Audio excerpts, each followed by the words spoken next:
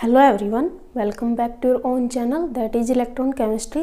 Surface chemistry की ये third video रहेगी। इससे पहले जो प्रीवियस वीडियो थी उसमें हमने क्या पढ़ा था, भी एडजॉर्प्शन क्यों होती है, उसके पीछे रीज़न क्या है। तो एडजॉर्प्शन के पीछे रीज़न क्या था, सरफेस टेंशन। सरफेस टेंशन मतलब सरफेस के जो मॉलिक्यूल्स थे वो जिन स्पीसीज ने, जिस एडजॉर्बेट ने आके चिपकना था उनको क्या कर रहे थे, फोर्स ऑफ अट्रैक्शन की वजह से अपने जो सरफेस के ऊपर क्या करवा रहे थे, एडजॉर्ब करवा रहे थे। अब देखिए, उसके बाद हमने पढ़ा था कि एडजॉर्प्शन दो तरह से होती है। हमने क्या पढ़ा था भाई, जो एडजॉर्प्शन है, जैसे ये क्या है, एडजॉर्बेंट, ठीक है, शॉर्ट फॉर्म में लिख रही हूँ मैं इसको, और ये क्या है, एडजॉर्बेट, ठीक है। ये क्या कर रहे थे, सरफेस के जो मॉलिक्यूल्स थे ये क्या कर रहे थे, जो स्पीसीज है इनको अपनी तरफ क्या कर रहे थे, अट्रैक्ट कर रहे थे, ठीक है। तो उसमें हमने अगर सॉल्यूशन लिया है, ठीक है, सॉल्यूशन कोई हो सकता है, हमने मान लीजिए सरफेस पे लिक्विड का क्या करना है, एडजॉर्प्शन करवाना है, तो उसमें हो सकता है या तो सोल्यूट ज़्यादा हो या फिर सोलवेंट। अगर सोल्यूट ज़्यादा हो रहे थे तो वो क्या हो रहा था, पॉजिटिव एडजॉर्प्शन, और अगर सोलवेंट ज़्यादा हो रहे थे तो वो क्या हो रहा था, नेगेटिव एडजॉर्प्शन। तो हमने एडजॉर्प्शन की टू टाइप्स यहाँ पढ़ी थी भी, एक पॉजिटिव एडजॉर्प्शन होता है और एक नेगेटिव एडजॉर्प्शन होता है। पॉजिटिव एडजॉर्प्शन में सोल्यूट ज़्यादा चिपक रहे हो अगर, और नेगेटिव एडजॉर्प्शन कब होगा, जब सोलवेंट ज़्यादा चिपक रहे हो। ये जो हमने डिफाइन किया था अभी पॉजिटिव और नेगेटिव, ये किसके बेस पे था, ये अमाउंट ऑफ सोल्यूट या फिर सोलवेंट के बेस पे था। किसके बेस पे डिफाइन किया था, अगर सोल्यूट ज़्यादा है तो पॉजिटिव, अगर सोलवेंट ज़्यादा है तो नेगेटिव।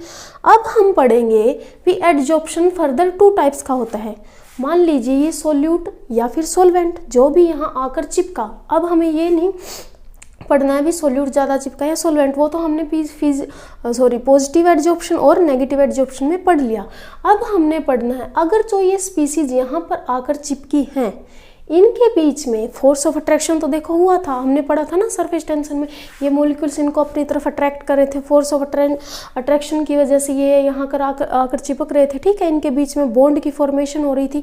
तो अब हमने पढ़ना है जो इनके बीच में ये मॉलिक्यूल्स जो आए हैं, ये चिपके हैं, और जो सरफेस वाले मॉलिक्यूल है इनके बीच में जो फोर्स ऑफ अट्रैक्शन लगा है, ठीक है, वो कैसा है।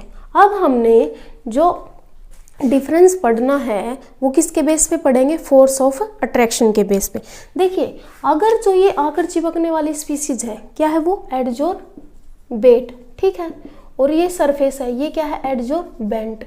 अगर इनके बीच में वीक फोर्स लग रहा है, कैसा फोर्स लग रहा है, वीक फोर्स लग रहा है, तो उसकी वजह से जो एडजॉर्प्शन होगी वो कौन सी होगी, फिजिकल एडजॉर्प्शन। और अगर इनके बीच में जो फोर्स ऑफ अट्रैक्शन लग रहा है वो बहुत स्ट्रॉन्ग लग रहा है, ठीक है, अगर वो स्ट्रॉन्ग फोर्स ऑफ अट्रैक्शन लग रहा है तो उसकी वजह से कौन सी एडजॉर्प्शन होगी, केमिकल एडजॉर्प्शन।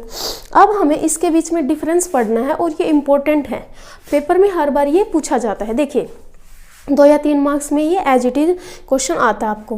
फिजिकल एडजॉर्प्शन और केमिकल एडजॉर्प्शन किसके बेसिस पे पढ़ी है हमने, वीक फोर्स होंगे या फिर स्ट्रॉन्ग। अगर दोनों के बीच में, एडजॉर्बेट और एडजॉर्बेंट के बीच में वीक फोर्स लग रहा है, अट्रैक्शन कैसी है, वीक है, तो कौन सा एडजॉर्प्शन होगा, फिजिकल। और अगर लग रही है स्ट्रॉन्ग फोर्स ऑफ अट्रैक्शन तो कौन सा एडजॉर्प्शन होगा, केमिकल एडजॉर्प्शन। फर्दर हम फिजिकल एडजॉर्प्शन को क्या बोलते हैं, फिजिजॉर्प्शन, एंड केमिकल एडजॉर्प्शन को क्या बोलते हैं हम, केमिजॉर्प्शन। अब देखिए, जो फिजिजॉर्प्शन है उसमें वीक फोर्स होता है, और वीक फोर्स को हम क्या बोलते हैं, वैन डर वाल फोर्स ऑफ अट्रैक्शन। केमिस्ट्री में जो वीक फोर्स होता है उसका नाम क्या है, वैन डर वाल फोर्स ऑफ अट्रैक्शन। और जो स्ट्रॉन्ग फोर्स है वो कौन से होते हैं, कोवलेंट फोर्स, या फिर उनको क्या बोलते हैं हम, केमिकल फोर्स। जैसे देखिए, जितने भी केमिकल बॉन्ड बनते हैं उनके बीच में जो अट्रैक्शन होती है वो कौन सी होती है, स्ट्रॉन्ग फोर्स ऑफ अट्रैक्शन। तो यहाँ पर जो बॉन्ड बनेंगे, स्ट्रॉन्ग जो बॉन्ड बनेंगे वो कौन से बॉन्ड होते हैं, केमिकल बॉन्ड, या फिर उनको क्या बोल सकते हैं हम, कोवलेंट बॉन्ड, ठीक है। अब देखिए, जो फिजिजॉर्प्शन होता है इसका एग्जाम्पल तुम अपनी डेली लाइफ से भी ले सकते हो। जैसे देखो, तुम मान लीजिए जैसे हम स्टूडेंट्स हैं, ठीक है, आप हो या मैं हूँ, ठीक है, हम पढ़ रहे हैं, ठीक है, हम तो क्या हो गए, एडजॉर्बेंट, और हमारी जो बुक्स हैं, ठीक है, हमारी बुक्स क्या होगी, एडजॉर्बेट। अब एडजॉर्बेट मतलब हमारी बुक्स, और एडजॉर्बेंट मतलब हम, हमारी बुक्स में और हम में कैसा है, अट्रैक्शन वीक है, भाई जब एग्जाम आएंगे तभी पढ़ेंगे, वैसे नहीं पढ़ते। वैसे तो बुक्स कहाँ रखी हैं, बहुत दूरी पर रखी हुई हैं, और अगर बहुत दूर रखी हुई हैं तो अट्रैक्शन कैसा हो रहा है, वीक हो रहा है, ठीक है। उसके कंपैरिजन में अगर हम एडजॉर्बेंट और हमारा मोबाइल क्या है, एडजॉर्बेट, अगर बुक्स की कंपैरिजन मोबाइल से की जाए, ठीक है, चाहे वो छोटे बच्चों चाहे बड़े बच्चों, सभी के साथ है ये, तो मोबाइल के साथ अट्रैक्शन कैसी है, बहुत स्ट्रॉन्ग है। 1 मिनट भी मोबाइल के बिना नहीं रहेंगे, बहुत पास पास रहेंगे। तो हमारे और मोबाइल के बीच में जो फोर्स ऑफ अट्रैक्शन है वो कौन सी है, केमिकल एडजॉर्प्शन। बट हमारे और बुक्स के बीच में जो फोर्स ऑफ अट्रैक्शन है वो कौन सी होती है, फिजिजॉर्प्शन, ठीक है, इससे नहीं भूलोगे ना। अब फिजिजॉर्प्शन तो हमारे और बुक्स के बीच में हो गया, और केमिजॉर्प्शन कौन सा हो गया, हमारे और फोन के बीच में। ये तो बिल्कुल भी नहीं टूटेंगे, फोर्स बिल्कुल एकदम से स्ट्रॉन्ग फोर्स लगा हुआ है मोबाइल के साथ, तो ठीक है। तो जो वीक फोर्स ऑफ अट्रैक्शन की वजह से हो रहे हैं वो कौन से हैं, फिजिकल, वेंडरवाल भी बोल सकते हो आप उनको, ठीक है, और स्ट्रॉन्ग की वजह से हो रहे हैं वो कौन से हैं, केमिकल, केमिजॉर्प्शन बोलते हो। उसके बाद देखिए इनके बीच में जो एडजॉर्बेट मॉलिक्यूल्स हैं, मान लीजिए बुक है और आप हो, आपके बीच में कौन सा फोर्स ऑफ अट्रैक्शन लग रहा है, वेंडरवाल फोर्स ऑफ अट्रैक्शन। लेकिन इनके बीच में कौन सा लगता है, covalent force of attraction. Chemical वाले में कोवलेंट, सी से कोवलेंट, सी से केमिकल, आप याद रख लेना। और फिजिकल वाले में क्या है, वीक, सोच लीजिए फिजिकली वो क्या है, वीक है, ऐसे याद रख लेना, वेंडरवाल फोर्स ऑफ अट्रैक्शन से। अब देखिए एक हमने पढ़ा था term heat of adsorption. Heat of adsorption क्या है, देखो हमने सरफेस टेंशन जब पढ़ा था, हमने सरफेस टेंशन ऐसे पढ़ा था ना भाई, जैसे ये सरफेस के मॉलिक्यूल्स हैं, ये सरफेस के क्या है, मॉलिक्यूल्स हैं, ठीक है। ये आने वाली स्पीसीज है जो एडजॉर्बेट है, इनको क्या करेंगे, अपनी तरफ जब अट्रैक्ट करेंगे तो यहाँ से ये एनर्जी को रिलीज कर रहे थे, क्या कर रहे थे, एनर्जी रिलीज कर रहे थे, एक्सोथर्मिक था ना। तो जितनी अमाउंट ऑफ एनर्जी किसकी फॉर्म में रिलीज कर रहे हैं, हीट की फॉर्म में रिलीज कर रहे हैं। तो जितनी अमाउंट ऑफ एनर्जी ये रिलीज करते हैं उसको हम क्या बोलते हैं, उसको बोलते हैं हम हीट ऑफ एडजॉर्प्शन। भाई जब एडजॉर्ब हो रही है, एडजॉर्प्शन हो रही है, भाई ये सरफेस पे आके चिपक रहे हैं, ये मॉलिक्यूल इनको अपनी तरफ खींच रहे हैं, तो यहाँ से हीट रिलीज हो रही है, ये मॉलिक्यूल छोड़ रहे थे ना अपनी एनर्जी, तो उस हीट को क्या बोलते हैं हम, हीट ऑफ एडजॉर्प्शन। मतलब मॉलिक्यूल जब आके चिपक रहे हैं तो उस फॉर्मेशन के दौरान वहां पर क्या हो रही है, हीट रिलीज हो रही है। वो कौन सी प्रोसीजर है, एक्सोथर्मिक है। तो वो कितनी होती है, जो फिजिजॉर्प्शन है, क्योंकि एक वीक फोर्स ऑफ अट्रैक्शन की वजह से बनते हैं, तो यहाँ पर जो एनर्जी रिलीज होगी वो कितनी होगी, 20 to 40 किलो जूल पर मोल। मतलब एक मोल के चिपकने पर कितनी एनर्जी रिलीज होगी, वहां से हीट की फॉर्म में रिलीज होगी 20 to 40 किलो जूल। लेकिन केमिजॉर्प्शन क्योंकि ये बहुत स्ट्रॉन्ग बनेंगे, ये तो क्या थे, बहुत हल्के से बन रहे हैं, इसलिए थोड़ी सी एनर्जी, इसने क्या किया, थोड़ा सा फोर्स ऑफ अट्रैक्शन से अपनी तरफ खींचा। अब थोड़ा सा फोर्स, अब मान लीजिए आप थोड़ी सी मेहनत करके कोई काम कर रहे हो तो आपकी एनर्जी थोड़ी रिलीज होगी, ठीक है, थोड़ा ही आपकी एनर्जी खत्म होगी। अगर आपको कोई काम बहुत ज़्यादा फोर्स से करना पड़ रहा है, बहुत ज़्यादा उसका आपको फोर्स लगाना पड़ रहा है, तो वहाँ पर तो आपकी एनर्जी ज़्यादा रिलीज होगी। तो केमिकल एडजॉर्प्शन में क्या होता है, एनर्जी 40 to 200 किलो जूल। कितनी होती है, 40 to 200, और यहाँ पर कितनी होती है, ओनली 20 to 40 किलो जूल पर मोल। अब देखिए आप इसको ऐसे भी याद रख सकते हो भाई, जैसे देखो आपकी लड़ाई होगी आपकी भाई या बहन से, ठीक है, एक तो आपने मारा उसको बिल्कुल आराम से थप्पड़, ठीक, थप्पड़ मारा है, थप्पड़ मारने में आपकी बॉडी की एनर्जी रिलीज होती है ना, मतलब खर्च हो रही है एनर्जी। अब वो एनर्जी किसकी फॉर्म में जा रही है, हीट की फॉर्म में। कैसे, जिसको थप्पड़ लगा है, गाल पे मारा है, ठीक है, मान लीजिए, और आपने भी मारा है, तो उसका भी गाल गर्म हुआ है और आपका भी हाथ गर्म हुआ है, ठीक है, चाहे आराम से मारा है चाहे जोर से मारा है, ठीक। तो गाल गर्म उसका भी हुआ है, आपका भी हाथ गर्म हुआ है, तो और आपकी एनर्जी भी रिलीज हुई है क्योंकि आप थक गए हो, ठीक है। एक थप्पड़ मारने में थोड़ी बहुत तो एनर्जी फील होती है ना, हाँ भाई सांस चढ़ गई या कुछ ऐसा हो गया, ठीक है। तो एनर्जी किसकी फॉर्म में रिलीज हुई, हीट पता चल गया ना, अभी ऐसे थोड़ी आग लगाई है, लेकिन हाथ तो आपका भी गर्म हुआ है और चेहरा उसका भी गर्म हुआ है, ठीक है। तो वहां पर एनर्जी की कौन सी फॉर्म आपने रिलीज की है, हीट की फॉर्म में, ठीक है। और इस फोर्स में क्योंकि आपने थोड़ा सा ही थप्पड़ मारा है, ठीक है, तो थोड़ी सी एनर्जी रिलीज हुई है। लेकिन अगर इसकी जगह आपका बहुत भयंकर वाली जो आपकी लड़ाई हो जाती है, मान लीजिए WWF देखते हैं भाई बहन, ठीक है, पूरी अच्छी से लगाएंगे, वो स्मैक वगैरह जो भी लगाते हैं, ठीक है, दाव पेच, तो उसमें क्या करेंगे, उसमें तो बहुत ही ज़्यादा स्ट्रॉन्ग फोर्स बने, एकदम से ऐसे बाल वगैरह पकड़ के तुम आपस में पिटाई करोगे तो क्या करेंगे, फोर्स ऑफ अट्रैक्शन बहुत ज़्यादा है, तो एनर्जी क्या करोगे, तुम बहुत ज़्यादा रिलीज करोगे, ठीक है। तो उसमें क्या हो रही है, एनर्जी बहुत ज़्यादा रिलीज हो रही है, 40 to 200 किलो जूल्स। अब देखिए उसके बाद क्या होता है, जो फिजिकल एड्जॉर्प्शन होते हैं वो रिवर्सिबल होते हैं। रिवर्सिबल कैसे भाई, थोड़ी सी आप हीट दोगे, ये क्या करेंगे, वापस से उड़ना शुरू हो जाएंगे। या फिर हम इसका एग्जांपल ले रहे थे भी, मैंने इस पे बोर्ड पे लिखा और मैंने इसको हटा दिया तो रिवर्सिबल होगी। रिवर्सिबल मतलब आपने जो यहाँ पे एड्जॉर्ब करवाया था, आप थोड़ी सी हीट से आप उसको क्या कर सकते हो, रिमूव भी करवा सकते हो, लेकिन जो केमिकल बॉन्ड बन गए वो क्या होते हैं, इरिवर्सिबल होते हैं। भाई ऐसे नॉर्मली तो आप उनको रिमूव नहीं करवा सकते, तो क्या कहलाएंगे वो, इरिवर्सिबल। ये कौन से होते हैं, रिवर्सिबल। रिवर्सिबल मतलब रिवर्स कर सकते हैं, जो स्पीसीज आके चिपकी हैं वो रिमूव भी हो सकते हैं, मतलब डिजॉर्प्शन भी हो सकता है, लेकिन ये क्या होती हैं, इरिवर्सिबल इन नेचर होती हैं। अब देखिए उसके बाद formation of multilayer of adsorb molecule.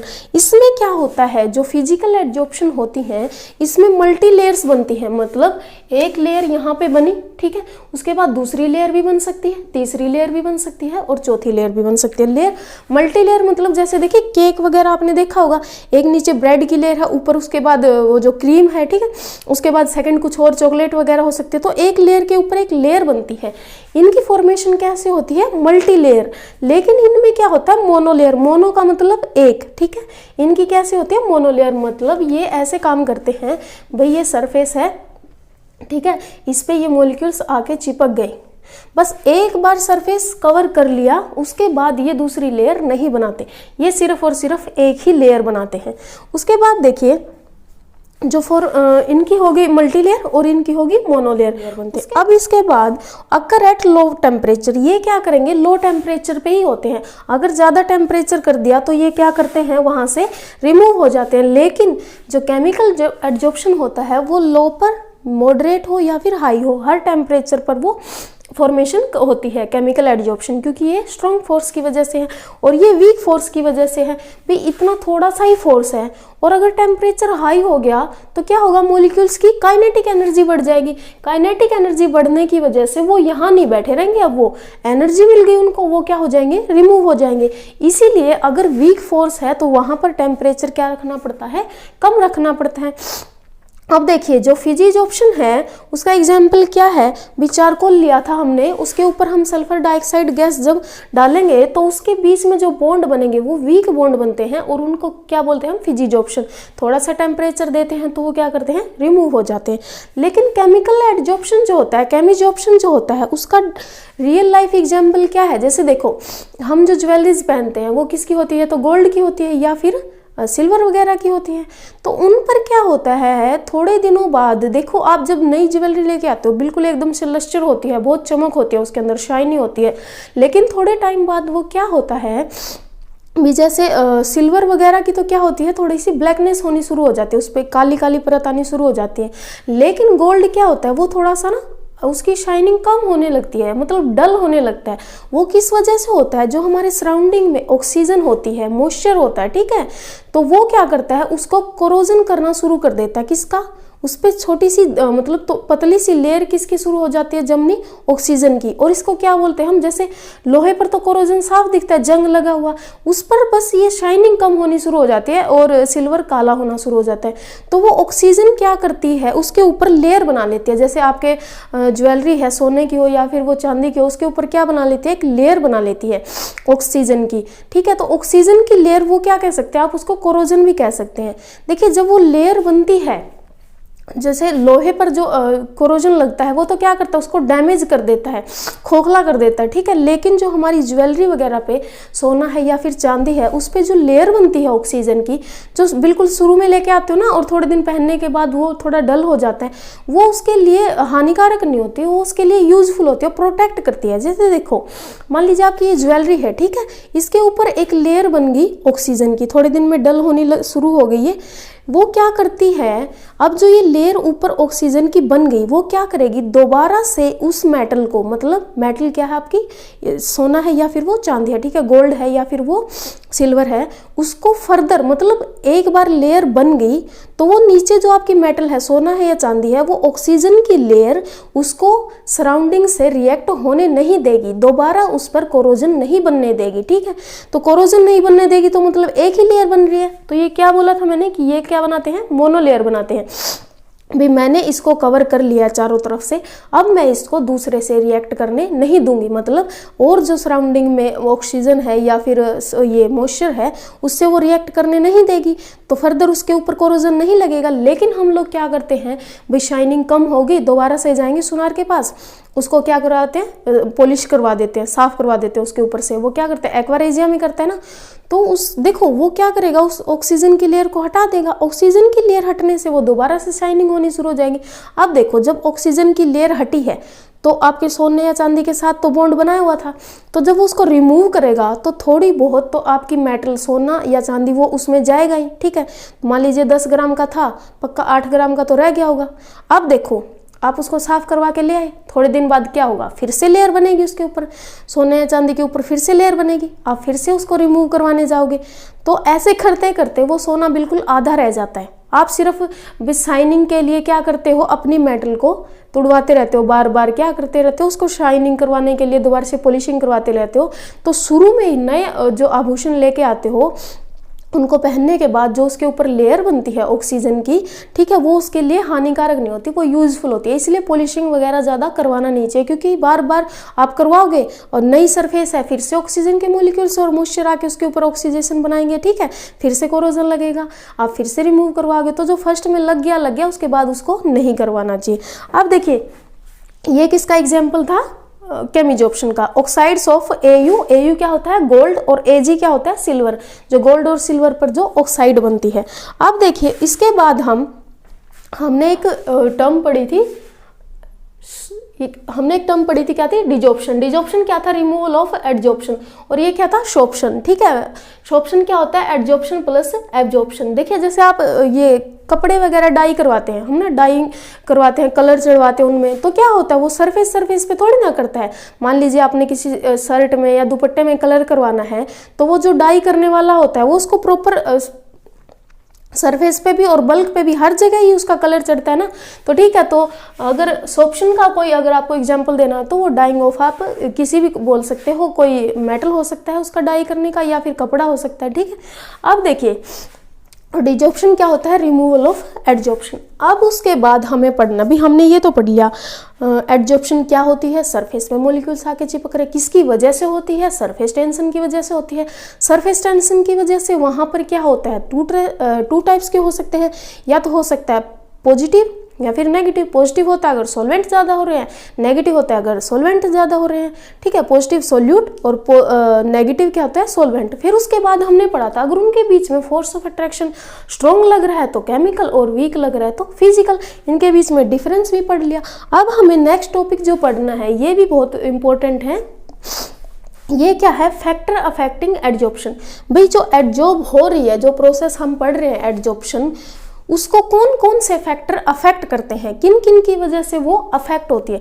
तो वो 4 फैक्टर होते हैं। क्या होता है, एक तो नेचर ऑफ एडजॉर्बेंट होता है, भी जो सरफेस है, ठीक है, एडजॉर्बेंट जो सरफेस है उसका नेचर कैसा है। सेकंड, एडजॉर्बेट का नेचर कैसा है, जो आकर चिपकने वाली है उसका नेचर कैसा है। भाई दो चीज़ों के बीच में तुमने कोई रिएक्शन करवानी, कोई बॉन्ड करवाने, मान लीजिए किसी 2 पर्सन को मिलना है तो दोनों को नेचर का भी तो इफेक्ट पड़ेगा ना, एक ज़्यादा गुस्से वाला हो एक कम गुस्से वाला हो, ऐसे, ठीक है। तो दोनों के नेचर भी तो अफेक्ट करेंगे। थर्ड क्या करेगा, टेम्परेचर, और फोर्थ क्या करेगा, प्रेशर। अब हम डिटेल में इनको एक एक को पढ़ेंगे। देखिए पहला क्या है हमारा, नेचर ऑफ एडजॉर्बेंट। भाई जो हमारी सरफेस है, ठीक है, उसका नेचर कैसा है, मॉलिक्यूल्स तो आके चिपकेंगे वो तो सेकंड बात है, पहली बात तो ये है जिस पर करवाना है उसका नेचर कैसा है। देखिए उसका नेचर में हम पढ़ेंगे सरफेस एरिया, सरफेस है ये एडजॉर्बेंट यही तो है, ठीक है। इसका सरफेस, एक तो ये इसका सरफेस है, सरफेस मतलब इसकी जो ये ऊपर की लेयर है, ठीक है, और एक ये है इसका एरिया और इसका एरिया। ज्यादा एरिया किसका है, इसका। देखिए एक इसका सरफेस एरिया है, थोड़ा सा एरिया इसका तो बिल्कुल, और इसका एरिया बहुत ज़्यादा। मान लीजिए इस पर तो सिर्फ 10 मॉलिक्यूल्स आके चिपकेंगे, लेकिन इस पर तो 100 चिपक सकते हैं, ऐसे मान लीजिए, ठीक है। तो इसके ऊपर एडजॉर्प्शन ज़्यादा होएगी या फिर इसके ऊपर? इसके ऊपर होएगी ना। तो जिसका सरफेस एरिया ज़्यादा होएगा वहाँ पर एडजॉर्प्शन क्या होएगी? ज़्यादा होएगी। तो सरफेस एरिया बढ़ेगा तो एडजॉर्प्शन भी बढ़ेगी। ये किसका साइन है? डायरेक्ट का साइन है। देखिए जैसे जैसे सरफेस एरिया बढ़ेगा, अभी ये छोटा सरफेस एरिया, ये बड़ा सरफेस एरिया, फिर इससे भी बड़ा हो सकता है, वैसे वैसे क्या हो रहा है? रेट ऑफ एडजॉर्प्शन बढ़ रहा है, मतलब एडजॉर्प्शन बढ़ रही है। जितना ज़्यादा सरफेस एरिया होगा, जितना लंबा सरफेस एरिया होगा, उतनी ही एडजॉर्प्शन क्या होगी? ज़्यादा होगी। दूसरा रीज़न क्या हो सकता है? एडजॉर्बेंट की हमने सरफेस तो देख ली, ठीक। अभी एरिया कैसे अफेक्ट करेगा? ज़्यादा होगा तो ज़्यादा एडजॉर्प्शन होगी। दूसरा क्या हो सकता है? अगर जो ये हमारी सरफेस है, एक तो ये हो सकती है रफ और एक और हो सकती है स्मूथ। अब देखो रफ कैसे, रफ का एग्जांपल कैसे लोगे? जो खुरदरी होती है, और स्मूथ जो एकदम बिल्कुल चिकनी, जैसे ये बोर्ड है। आपने क्या करना है? आपने एक चौक लेना है, ठीक है, जो वाइट चौक आते हैं, जैसे हम इस पे बोर्ड वगैरह पे लिखते हैं जिनसे। आपने क्या करना है? उसको आपकी अगर छत रफ है, ठीक है, अगर मार्बल वगैरह फर्श वगैरह नहीं है तो छत पे, या फिर छत नहीं है तो मतलब छत वो प्लेन छत है, ठीक है, तो आप क्या कर सकते हो? जैसे जो आपकी सड़क है, ठीक है, सड़क पे किसकी? कंक्रीट की बनी हुई है। आपको एक चौक लेना है, ठीक है, और आपको उसको वहाँ पर क्या करना है? घिसना है। किस पर? छत पर, मतलब जो भी रफ सरफेस है, ठीक है, आपने उस पर घिसना है चौक। आपने देखना है भी 1 या 2 या आधी सेकंड, 10-20 सेकंड, जो भी आप लेना चाहें, टाइम जितना भी आपके पास है, ठीक है, 10 सेकंड में या 5 सेकंड में कितना चौक घिसा है। मान लीजिए आपने इतना बड़ा चौक लिया और 10 सेकंड में वो कितना घिसा है, आपने वहाँ नोट करना है, ठीक है। फिर वही चौक, मतलब दूसरा चौक, ठीक है, दूसरा चौक लेके आपने क्या करना है? ऐसे जो सरफेस है, स्मूथ सरफेस है जो आपके घर में, मान लीजिए दीवार वगैरह कोई है, ठीक है, फिर उसको साफ भी कर देना, वरना आपकी मम्मी आपको साफ करेगी, ठीक है। जो आपकी स्मूथ सरफेस है वहाँ पर आपने क्या करना है? उस चौक से फिर से घिसना है। आप देखना वहाँ पर 10 सेकंड में आधे से ज़्यादा चौक खत्म हो गया था, लेकिन यहाँ तो थोड़ा सा ही खत्म हुआ है। इसका मतलब जो ये मॉलिक्यूल्स यहाँ आकर चिपक रहे थे, अगर वो सरफेस खुरदरी है, ठीक है, रफ है, तो वो मॉलिक्यूल्स वहाँ पर बहुत जल्दी जल्दी आ रहे थे, क्योंकि यहाँ पर स्पेस है, वो इनके अंदर ही एडजॉर्ब हो गए, ठीक है।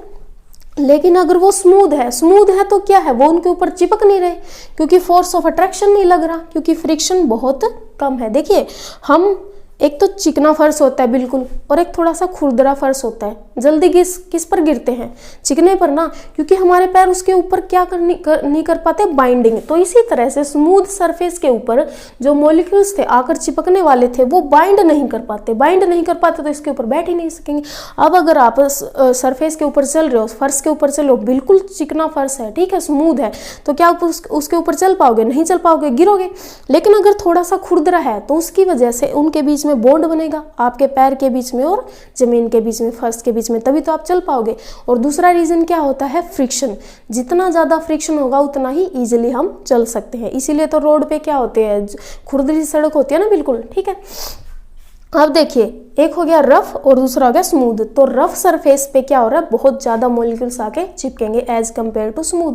तो नेचर ऑफ एडजॉर्बेंट में 2 रीजन होंगे। पहला क्या होगा? सरफेस एरिया जितना ज्यादा होगा रेट ऑफ एडजॉर्प्शन उतना ही ज्यादा होगा। दूसरा रफ सरफेस होगी तो ज्यादा मॉलिक्यूल्स आके चिपकेंगे एज कंपेयर टू स्मूथ।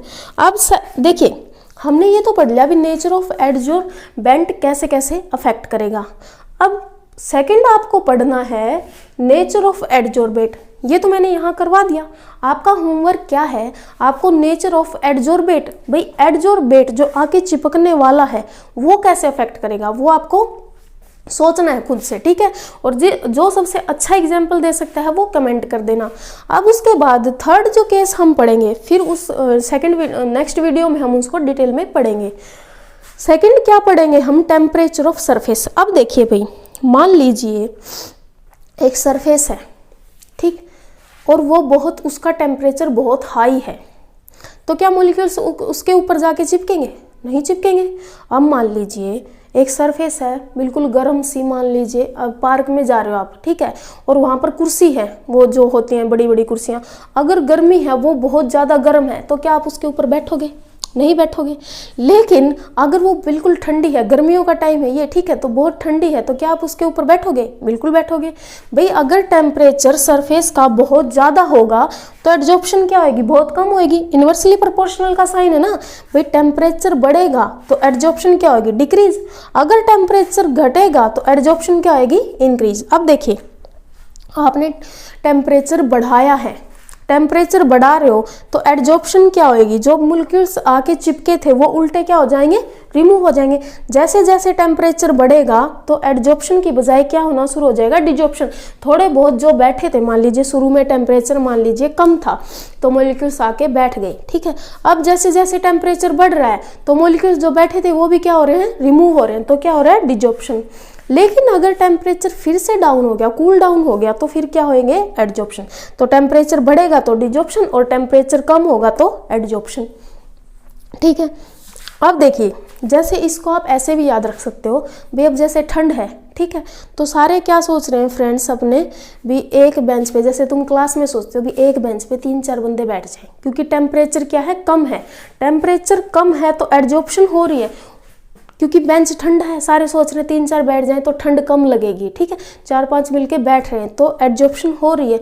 इसके कंपैरिजन में अगर गर्मी है, गर्मी में तो यही सोचेंगे बस मेरा बेंच है और मैं अकेला ही बैठूंगा, तो टेम्परेचर जैसे बढ़ गया तो डिजॉर्प्शन, बाकी वालों को क्या करोगे? आप उठा दोगे, ठीक है, आप अकेले ही बैठोगे वहां पे, ठीक है। लेकिन अगर टेम्परेचर कम है, ठंड है, तो क्या सोचोगे? भी बहुत सारे बैठे रहे, एड्जॉर्प्शन हो जाए, जिससे क्या होएगा? हमारी ठंड कम हो जाएगी, ठीक। अब देखिए, टेम्परेचर तो हमने पढ़ लिया। अब फोर्थ फैक्टर क्या होता है? प्रेशर। भाई टेम्परेचर बढ़ने से एड्जॉर्प्शन कम हो रहा है तो प्रेशर का क्या होगा? प्रेशर लगाने से एड्जॉर्प्शन बढ़ेगा या घटेगा, ठीक। एक तो आपने प्रेशर को पढ़ना है, भी सोचना इसका एग्जाम्पल्स क्या होता है। भी प्रेशर लगाने से एड्जॉर्प्शन कम हो रहा है या फिर बढ़ रहा है। दूसरा आप क्या पढ़ोगे? भी एड्जॉर्बेट। भी मैंने एड्जॉर्बेंट तो पढ़ा दिया, भी कैसे सरफेस एरिया है या फिर सरफेस स्मूथ है या फिर रफ है। दूसरा आप क्या पढ़ोगे? भी एड्जॉर्बेट कैसे कैसे अफेक्ट करेगा, ठीक है। ये आपका होमवर्क रहेगा। अब देखिए, यहाँ तक अगर किसी को डाउट है तो आप कमेंट बॉक्स में पूछ सकते हैं या फिर टेलीग्राम पर ज्वाइन कर सकते हैं, उसका लिंक आपको कमेंट बॉक्स में या डिस्क्रिप्शन में मिल जाएगा। देखिए, यहाँ तक स्क्रीनशॉट लेना चाहे तो ले सकते हैं, वरना आपको डेली के नोट्स जो आपको जैसे जो भी टॉपिक करवाया जाता है डेली के नोट्स वहाँ पर मिलते हैं चैनल पर। अब तब तक के लिए thanks for watching. Please like, share and subscribe my channel. Thank you.